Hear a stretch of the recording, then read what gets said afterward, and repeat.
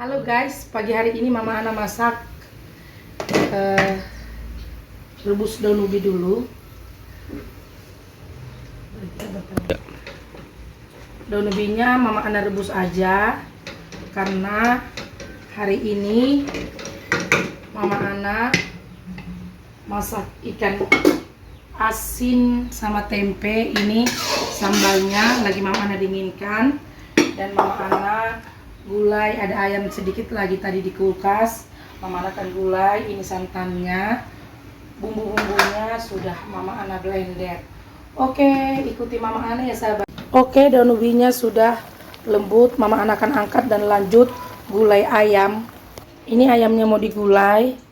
Ini ketumbar sama lada halus. Oke, Mama Ana panaskan dulu minyaknya ya. Karena bumbu tumisannya, bumbu gulainya sudah harum dan masak, Mama Ana tambah garam secukupnya, penyedap secukupnya, baru Mama Ana tambah ketumbar sama ladaku. Oke, ini ayamnya Mama Ana sudah masukkan santan cair dan Mama Ana tutup, nanti santan kentalnya baru dimasukkan. Ayam gulainya sudah masak guys, kurang kunyit dia tapi nggak mengurangi rasanya ya. Ini juga sambal ikan asinnya sudah dingin, Mama Ana akan campur ya.